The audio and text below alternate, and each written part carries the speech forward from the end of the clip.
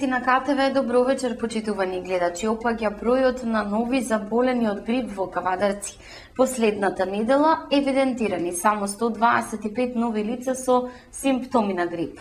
Се смирува состојбата со ширењето на грипот во Кавадарци, град кој годинава во земјава имаше најголем број на заболени од ова вирусно заболување. Од Центарот за јавно здравје Кавадарци денеска информираат дека последната недела се евидентирани само 125 нови случаи. Со последните случаи на заболени од грип оваа сезона вкупниот број се искачи на 3040 грипозни лица. Бројот на нови заболени почна да опаѓа, што значи дека се намалува и циркулацијата на вирусот. Годинава Кавадарци имаше најголем број болни. Во една недела имавме регистрирано и над 600 заболени, но сега имаме драстично намалување на нови заболени, рече доктор Ристе Јовановски, епидемиолог од Центарот за јавно здравје. Лекарите велат дека и во наредниот период состојбата ќе се смирува, бидејќи временските прилики ќе помогнат за намалување на грипот. Тие додаваат дека наскоро ќе започне сезоната на алергии, кои се почесто им причинуваат проблеми на граѓаните. Изработен е специјален прирачник, а над 7000 полициски службеници ќе поминат и низ децентрализиран систем на обука во однос на обезбедувањето и однесувањето на изборниот процес. Над 7000 полициски службеници ќе поминат низ децентрализиран систем на обука во однос на обезбедувањето и однесувањето на изборниот процес. Изработен е специјален прирачник во кој се содржани најважните делови од законската регулатива и препораки за полицајците како да се однесува во одредени ситуации кога ќе треба да донесе одлука на самото место. Според Министерката за внатрешни работи Гордана Јанкуловска, професионалното однесување на полициските службеници кои ќе бидат ангажирани во предизборниот и изборниот период во последните неколку изборни циклуси, полициските службеници во голема мера го имаат унапредено своето однесување, односно се помалку има конфликтни ситуации, инциденти и проблеми во кои се инволвирани полициски службеници. Посебно важно за овие два паралелни изборни процеса, председателските и предвремените парламентарни избори, е тоа што прв пат ќе се одржуваат во ваква форма, но и според новиот изборен законник, иако голем дел од полициските службеници постапувале и биле обучувани, сепак потребно е да се обнови знаењето и да се запознаат со новата законска регулатива, додава Јанкуловска, изразувајќи очекување дека сите ќе дадат собствен придонес за одржување слободни, фер и демократски избори. Секторот за внатрешна контрола и професионални стандарди информира раководителот Анета Станчевска, посебно внимание ќе обрне на однесувањето на припадниците на Министерството за внатрешни работи. Според Станчевска, од особено значење и полициските службеници надвор од работното време да не се ставаат во функција на политички партии во вршење на предизборни или изборни нерегуларности, да не го нарушуваат јавниот ред и мир и угледот на Министерството за внатрешни работи, да се воздржуваат од какви било провокации на активисти на политичките партии, доколку учествуваат во вакви настани, најави таа против нив ќе бидат превземени најригорозни дисциплински мерки согласно важечките закони.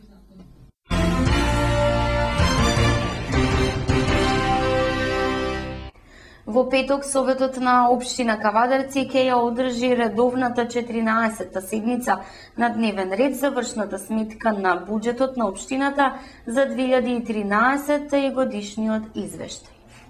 Советот на Општина Кавадарци ќе заседава во петок. Закажана е редовната 14-та седница на која советниците ќе ја разгледуваат завршната сметка на Општинската каса, кварталниот извештај за извршувањето на буџетот во четвртиот квартал од минатата година и годишниот извештај за Општината за 2013 година.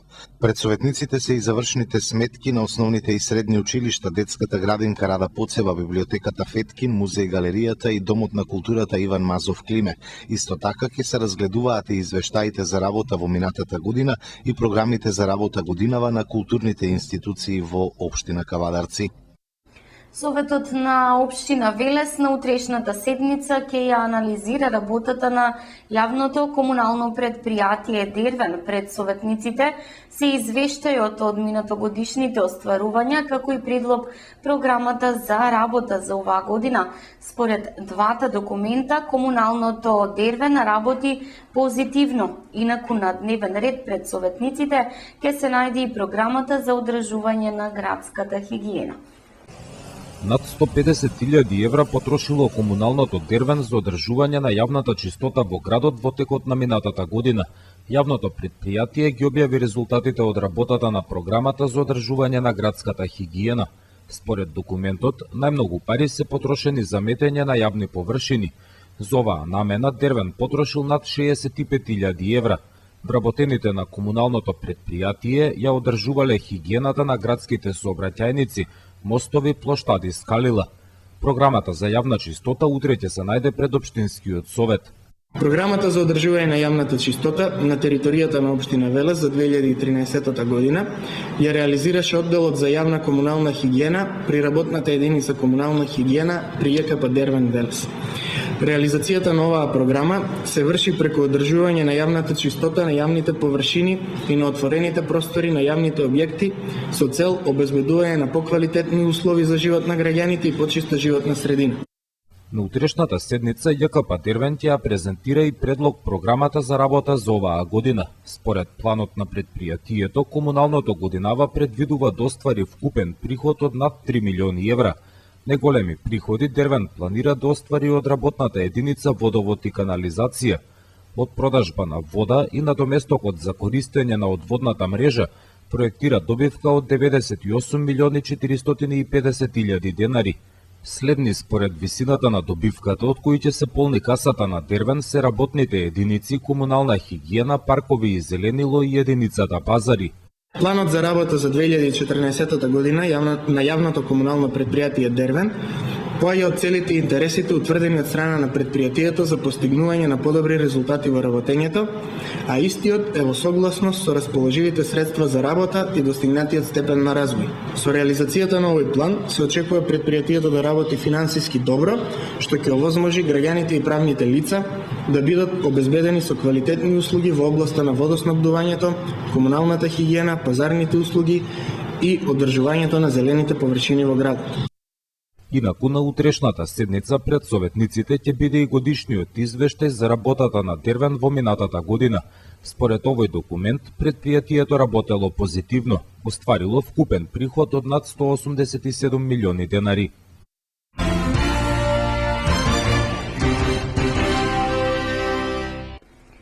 Пред време не умреа институциите, се жалат пензионерите од Тиквешко, кои остана овој месец без своите пензии. Од Фондот за пензиско и инвалидско осигурување тврдат дека овие пензионери не доставиле навреме потврда за живот или потврдата не била целосна. Пензионери од Тиквешко, Кавадарци и Неготино останаа без своите пензии. Побаравме став на Фондот за пензиско осигурување. Во нивниот мејл стои дека согласно одредбите од Законот за пензиско и инвалидско осигурување, по барање на фондот, корисник на пензија е должен да достави потврда за живот до фондот. Имајќи ги во предвид законските одредби, а заради спречување на неосновани исплати на пензија и заштеди на трошоците кои имаат карактер на државни расходи, фондот континуирано испраќал барања за потврда на живот, како на корисници на пензија со место на живење во Република Македонија, така и надвор од Републиката. Во текот на декември 2013 година испратени биле вакви потврди до 2377 корисници на пензија во Република Македонија, со барање истите да бидат вратени до 20 јануари 2014 година, уредно пополнети и заверени во подрачните единици на фондот или од друг овластен орган, како би продолжила навремената исплата на пензијата. Во утврдениот рок во фондот биле доставени потврди само од околу 700 корисници. Имајќи ја во предвид оваа состојба, како и дека за повеќето од нив пензијата е единствен приход за екзистенција, фондот го продолжил рокот за доставување на потврдите до 20 февруари 2014 година и им ја исплатил јануарската пензија на 4 февруари 2014 година.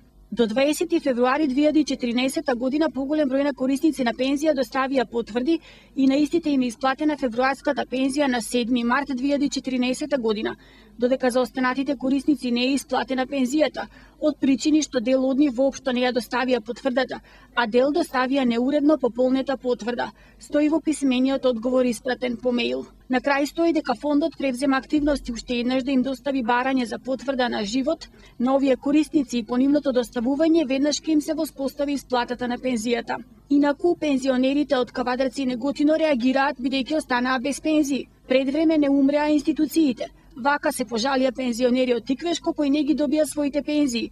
Иако се здрави и живи, тие пари им се единствениот приход за екзистенција. Пред некое време на домашни адреси добивме документи, уверенија за живот, изработени од Фондот за пензиско осигурување, кои требаше да ги потпишеме како доказ дека сме се уште живи и да ги доставиме до фондот. Ние тоа го направивме во потребниот рок, но и покрај тоа не добивме пензии. Наместо 600 денари плюс, не ги добивме ниту основните пензии. Се пожалија некои од оние што не добиле пензии. Пензионерите апелираат да има вонена исплата на пензиите, зашто во спротивно немаат пари за основните животни потреби. Управата за јавни приходи денеска информира дека годишните даночни пријави ќе може да се поднесуваат до понеделник 17 март. Граѓаните своите годишни даночни пријави до Управата за јавни приходи ќе можат да ги поднесат и в понеделник 17 март, соопштија денеска даночните власти. Рокот за поднесување на годишната даночна пријава и на годишниот даночен биланс за персонален данок на доход е 15 март, а бидејќи последниот рок паѓа в сабота, неработен ден, потсетуваме дека според законот даночните обврзници ќе можат да ги поднесат своите пријави и на 17 март 2014 година понеделник како прв работен ден, информираа од управата. Инаку, според последните податоци, до Управата за јавни приходи се поднесени 108.763 годишни даночни пријави од граѓаните, од кои 760 се доставени по електронски пат. Од УЈАП подсетуваат дека ГДП е бесплатна и може да се превземе преку веб страницата на УЈАП или да се побара во даночните канцеларии на управата. Годишната даночна пријава треба да биде пополнета во два примерока.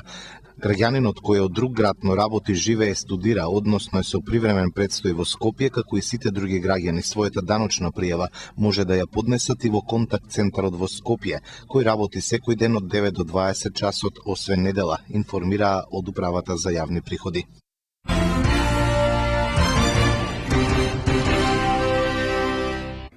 Ученици од Општинското основно училиште Димката Ангелов Габер од Кавадарци се едуцираа за интернет заштитата на личните податоци. Не се почитуваат правилата низ Facebook профилите, е констатацијата на инспекторите за превенција. Премногу подигнати два прста на прашањата кој има повеќе од еден Facebook профил, дали знае и друга лозинка освен својата и дали има пријатели кои воопшто не ги познава.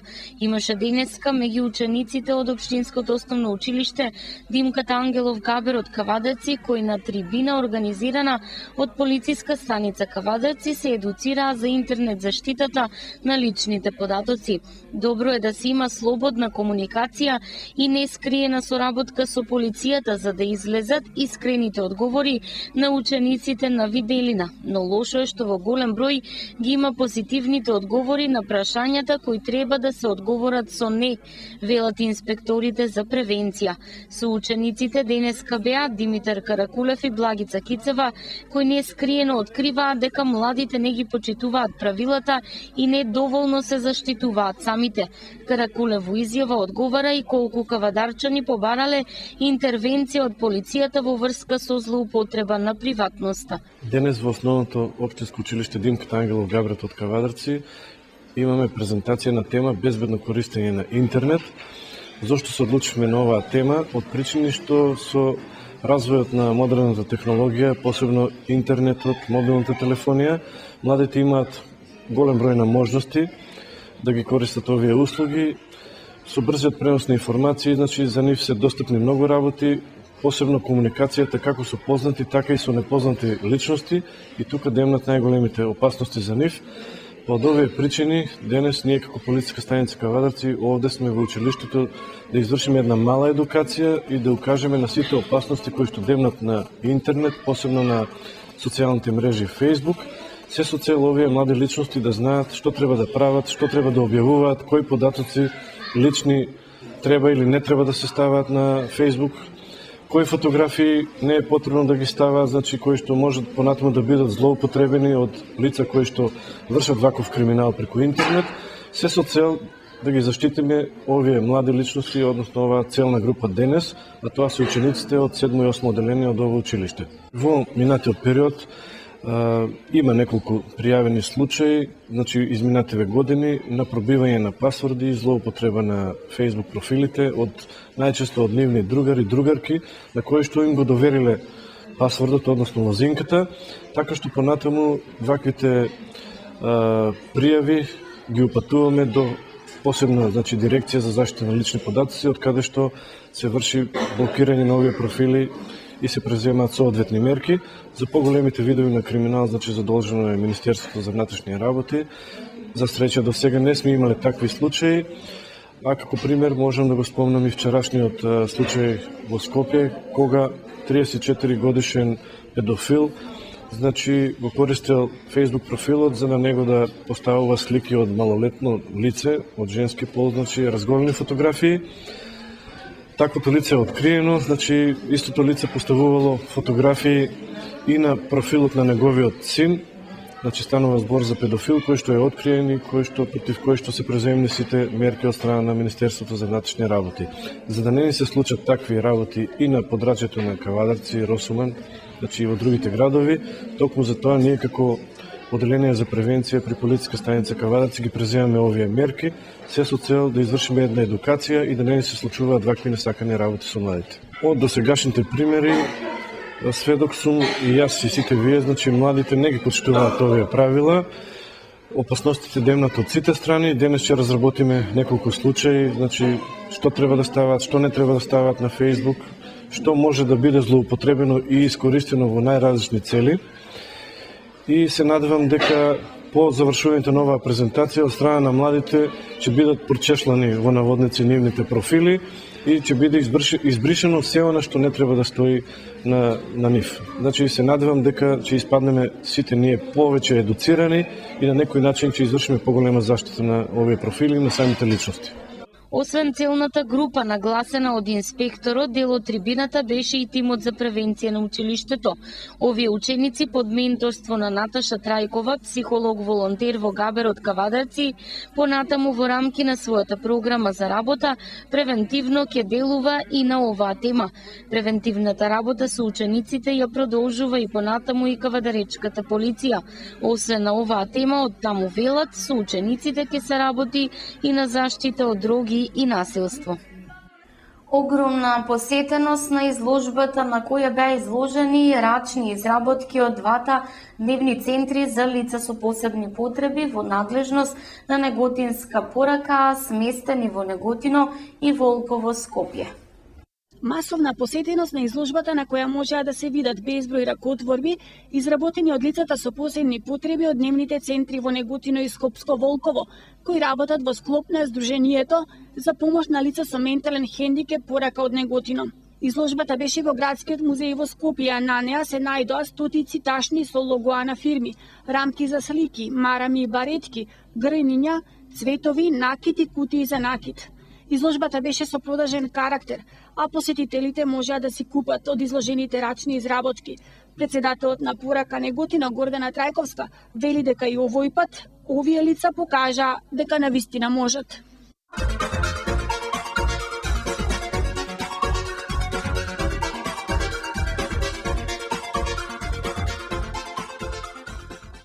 Времето утре ќе биде сончево и ветровито, утринската температура од -4 до 2, дневната до 16 степени. Гледавте вести, имајте пријатна вечер со програмата на КТВ.